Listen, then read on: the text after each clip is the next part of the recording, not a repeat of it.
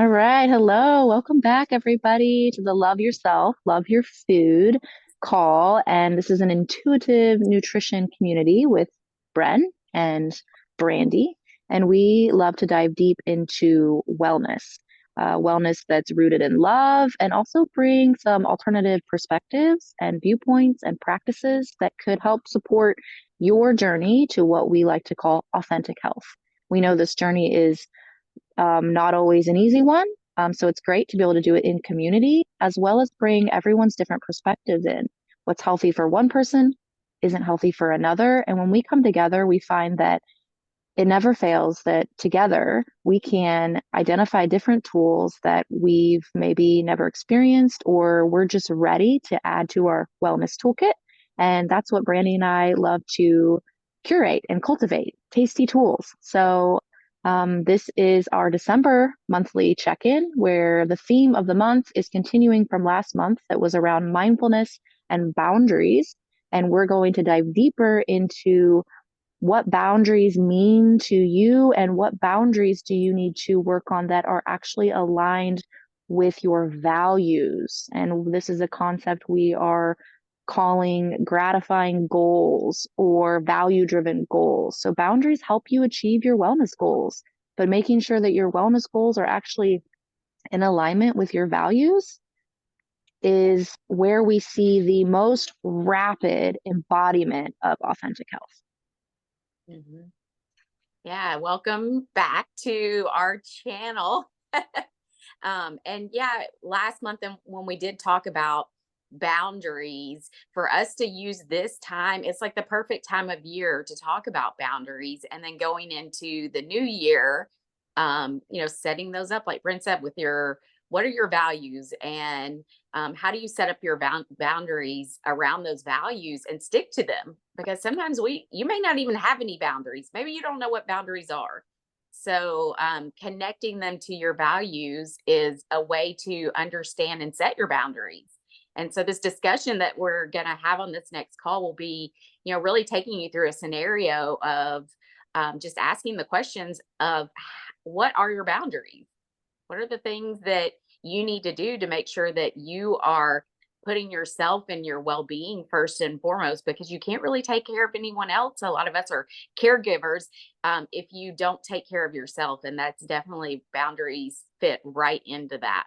So we're looking forward to just jumping the new year off and kind of being on a different foot this year. Like, if you come to January and you make all of these goals, these gratifying goals, but yet they're not connected with your values, sometimes it doesn't feel right. And then that's where you can come into, second guessing or failing or just giving up. So we're looking forward to helping you this year in a new way and using some new tools. Yes. And I love that, reflection on the season and checking in and bringing it all the way to even the simple question of, what are boundaries? What do boundaries mean to you? That was a starting place for me. I realized I didn't have any. And how did I know that? How can you know if maybe boundaries would be a wellness tool for you? Well, you might be feeling frustrated, fatigued. Your body will speak to you and will communicate in certain ways to say when you've overstepped your own boundary. When have you consumed too many of those maybe indulgences? And it's not that they're wrong in this channel, it's all rooted in love, no shame or guilt or blame.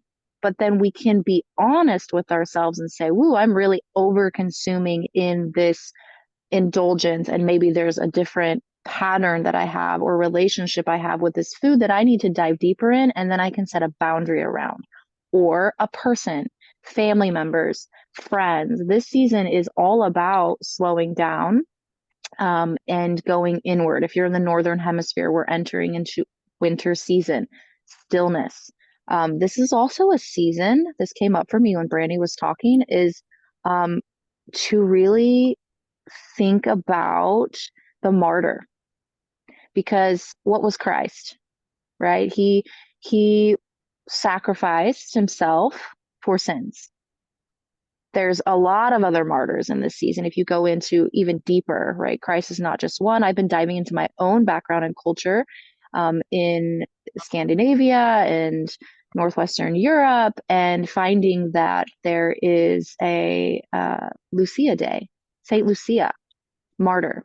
She would a bringer of light, right? So this season of darkness, what can you do to be your own bringer of light?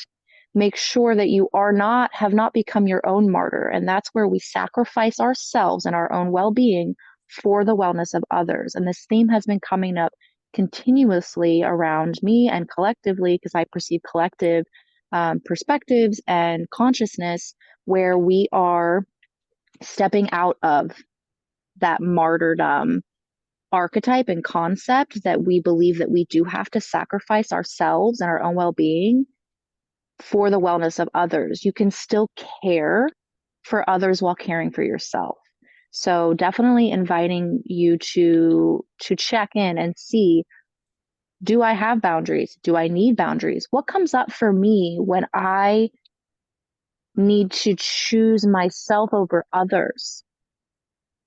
Does it bring up pain in you, discomfort in you, if you were to choose yourself and not be able to meet the needs of someone else who might be suffering? That can indicate maybe an area of martyrdom that we need to work through in order to heal those concepts of shame, blame, or that you must sacrifice yourself. And that's where a lot of disease can come from, where we overgive, overcare, and neglect ourselves and our vessel. You are the vessel. If we don't keep our vessel healthy, we cannot be bringers of light. So just some seasonal perspectives there of maybe some of the energy to work through, and that you can use this season that celebrates the martyrs from our past, those that brought light into this world in dark times and then were not always received and ended up um, losing their life because they decided to stand in their values. That's another one. They chose to stand in their values and advocate for their truth, and then ultimately lost their lives for the sins of the world. So that's just some perspective to look in your inner world and your outer world to see how you can honor this season of stillness, honor your wellness while giving wellness to others from a place of abundance, not from a place of martyrdom. And then also celebrating the light bringers outside of you, whatever that means to you, whatever um, archetype, whatever stories, whoever you follow, bring that in and celebrate them by celebrating you and your wellness. There was a word that you said that just kind of stuck out to me that I wanted to come back to is disease. There's disease and there's disease. Like when you're not doing the things that your body needs to stay healthy so you can be there for others, that causes dis-ease. And our bodies are so smart. We teach intuitive nutrition. And so it's about listening to your body too. Like your body will tell you if you do something and you feel icky about it, you know it, your gut knows it. When you eat something that doesn't agree with you, your gut knows it. Like you feel this in your gut. So part of what we like to teach too is really listening to your body and those cues that your body is giving you. And a lot of times we ignore them, like, oh, just a little rumble in my tummy, or, just, oh, that didn't feel great, and just move on. So being able to recognize that, focus on that, and understand where it's coming from. So then you will know, okay, you got sick the last time that you ate a pecan pie. Okay, well, are you allergic to pecans? No, I wasn't allergic to pecans before, but our bodies change. So following your body as we grow and live in, different areas. I know with Brent and I, we both don't live in the same area that we did a couple of years ago. So, paying attention to the pecans that are here where I am might be different than the pecans in, I don't know, Nebraska, because they're grown in a different place. And just listening to your body and paying attention to it is another part of what we like to focus on. Yeah, and I love that you brought that perspective into and that viewpoint, not only with food and our gut health, but also our values. So coming full circle back to the values is we're in also a time of shedding, letting go of the past. We are cultivating new relationships, new beginnings.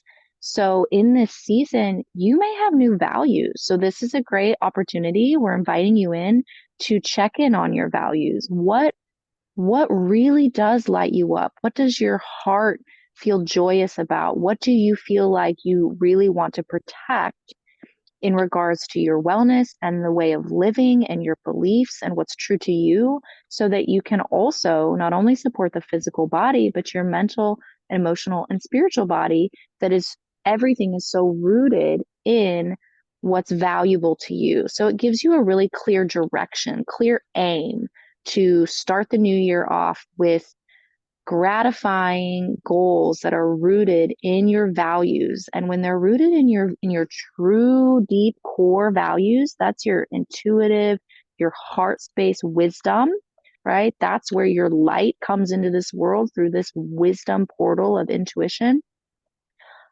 That is when you're going to see rapid alignment in your life, rapid healing in your physical expression, your body, your mental, your emotional.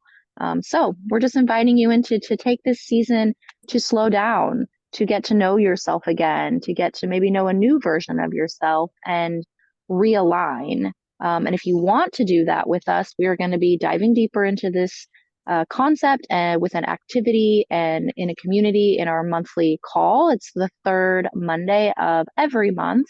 And details will be in the description below. And it's a free call. Come join us, come go deep with us and nurture your wellness and authentic health this season in part of a community.